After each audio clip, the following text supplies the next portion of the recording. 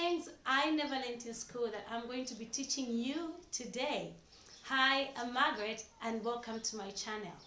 In this channel, we're going to be talking about the significance of the lessons that we learn in school that I wish would have been more emphasized but were not.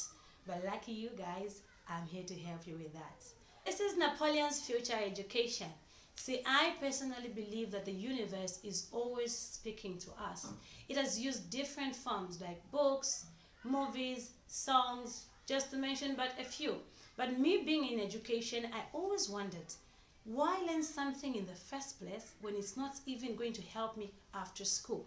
You know, I've heard a lot of people say this, school will never teach you this and that. And actually, it does.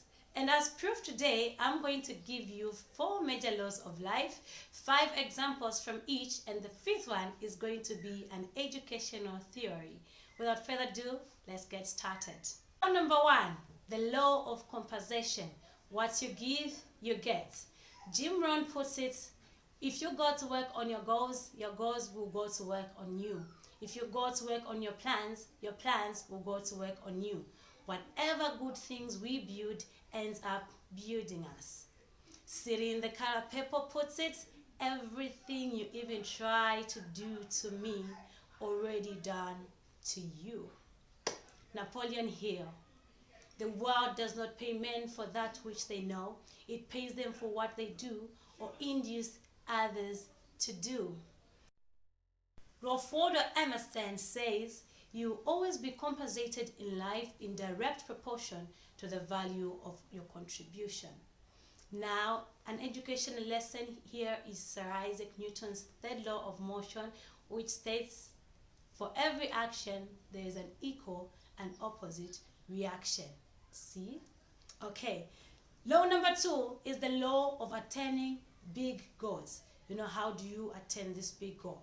Because every time you see something that you want to be or you want to do, you always see the end results. But the process is not really revealed to us. So what do people say about how you can attain a big goal that might seem to be overwhelming at times?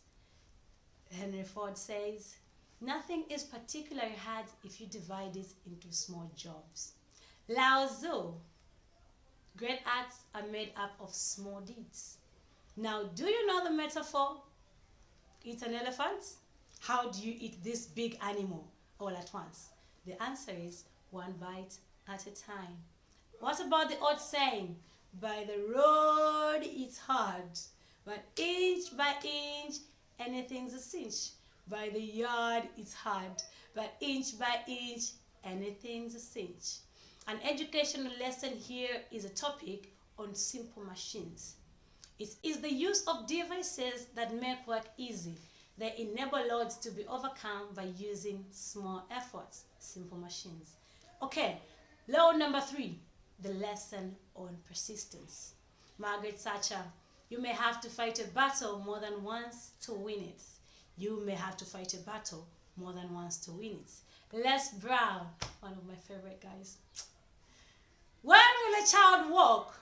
He will walk when he walks. That's when he will walk, you know, because they fall down so many times, but we don't encourage them to just sit back and relax and just stop trying.